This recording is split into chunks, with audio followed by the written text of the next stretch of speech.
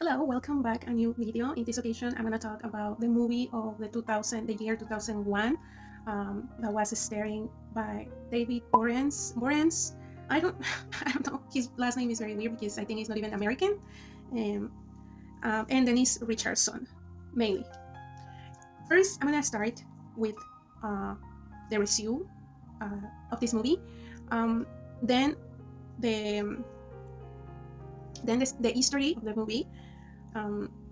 And at the end, I will explain you the reception the movie had in that year. So let's start. Valentine is a 2001 slasher film directed by Jamie Blanks and starring by Denise Richards. Sorry, was not Richardson. It's Denise Richards, David Boreanaz,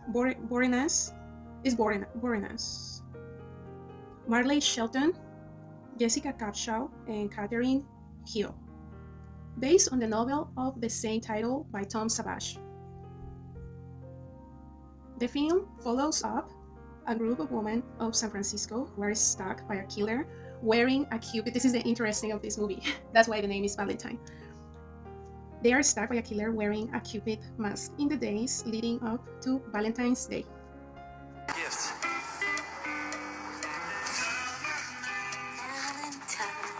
Valentine's Day. What does it mean? What's it really about? Celebration of true love?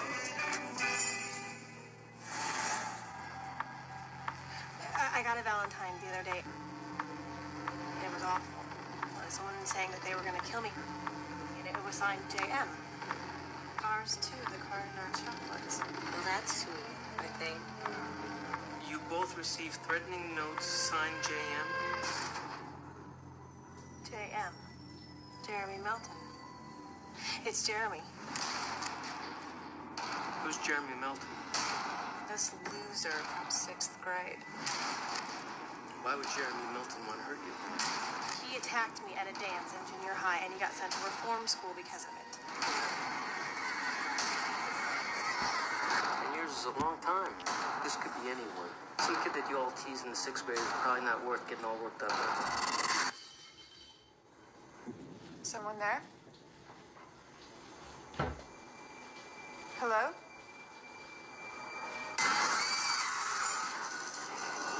I really wouldn't worry about this. Jeremy couldn't manage a water fountain without screwing up. I don't think he's capable of an intricate revenge plot.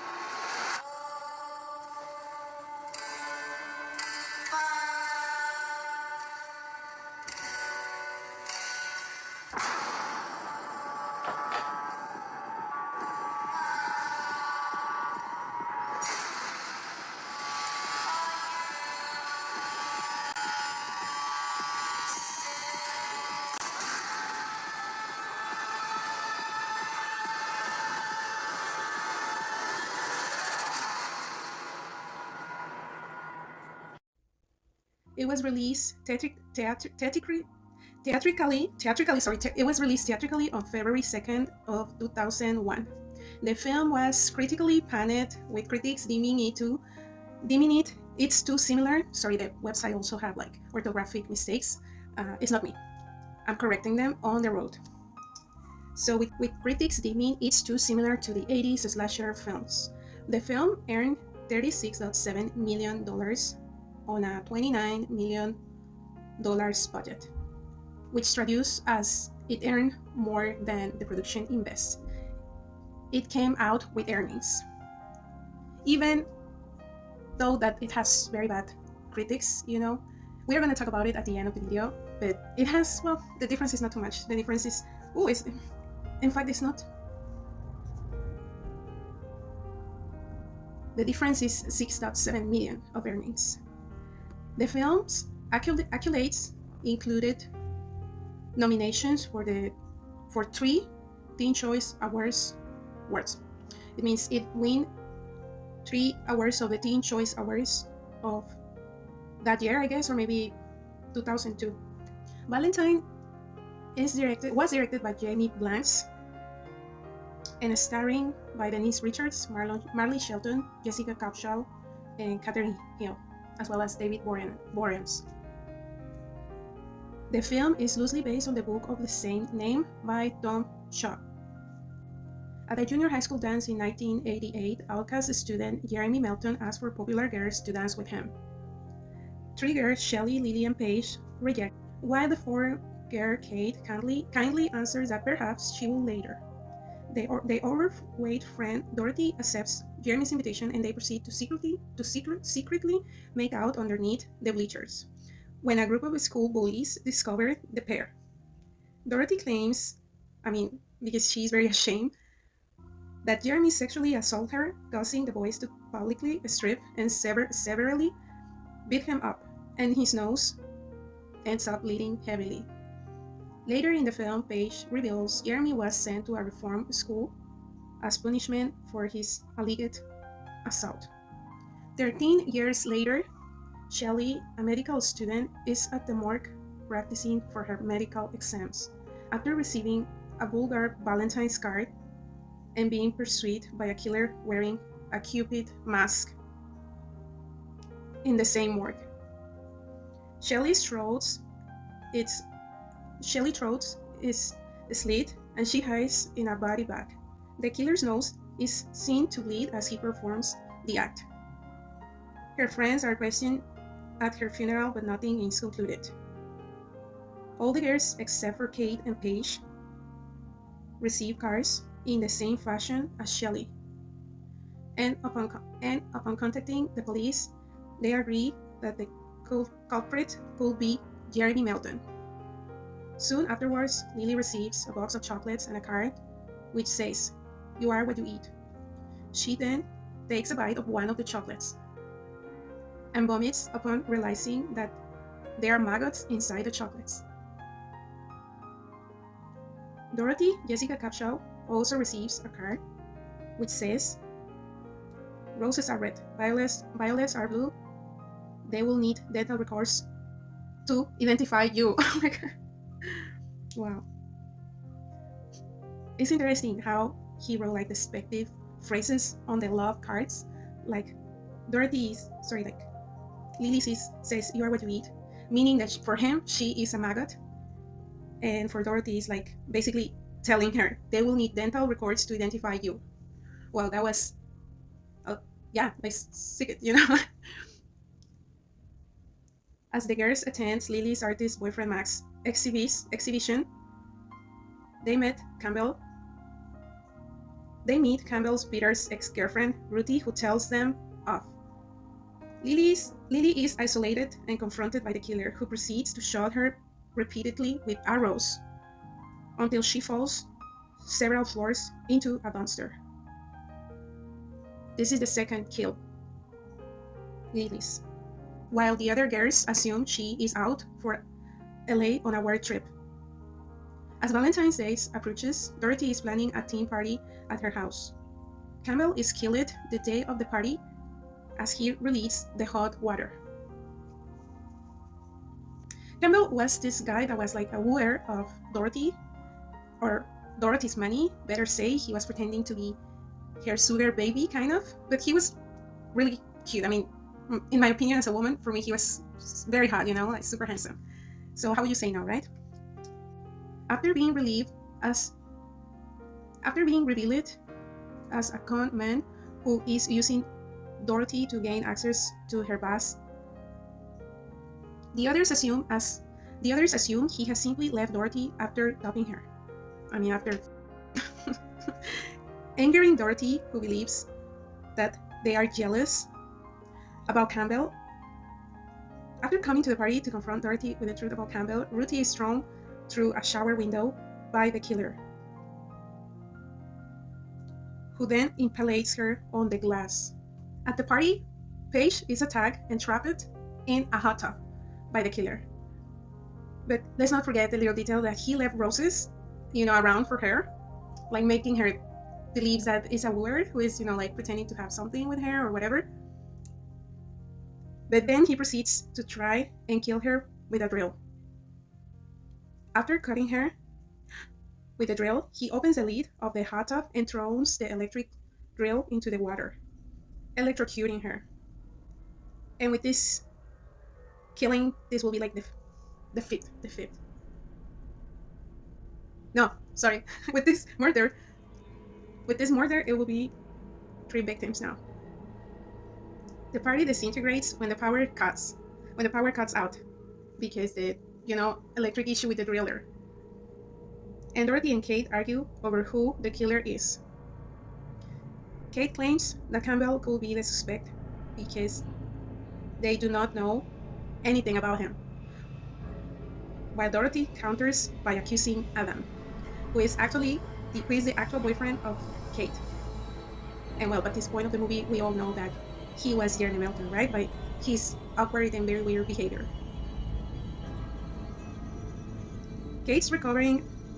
Adam was Kate's recovering alcoholic on and off boyfriend. After being told by Lily's boyfriend that she did not arrive LA as planned, Kate realizes she's probably also dead and calls the detective assigned to the case. After dialing the number, she follows the sound of a ringtone outside the house of Dorothy. They still at the house of the party of Dorothy, and discovers the detective's severe head in the pond.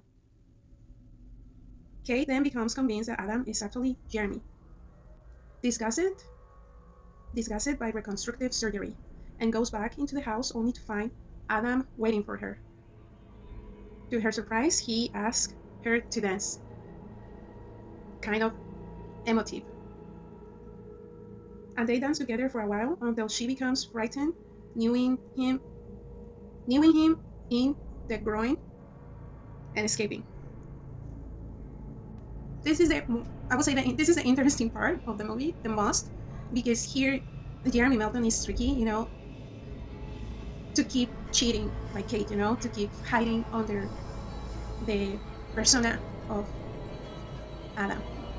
She runs through the house, discovering multiple dead bodies. She locates a gun, but someone in the Cupid's mask tackles her, knocking the gun from her hand and sending them both tumbling down a staircase. The supposed killer arises and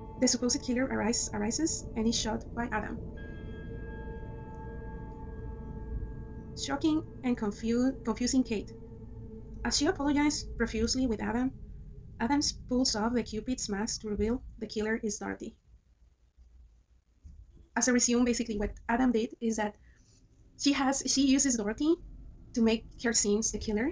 He probably hiding her somewhere in one of the bedrooms, unconscious or maybe conscious. He just put her the Cupid's mask and throw her or push her against Kate to both fall downstairs. Adam forgives Kate, obviously, explaining that childhood trauma can lead to lifelong anger, and some people are eventually forced to act on that anger.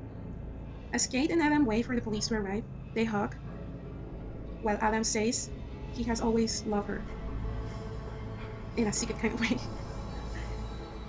Moments later, after Kate has fallen asleep on his chest, when they wait for the police to arrive, his nose starts bleeding again, revealing that he is Jeremy Melton after all. The screen cuts out to black, followed by a scream. And this is the big ending.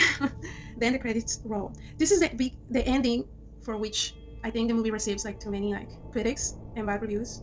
Let's go with the reviews, with the reception the movie had.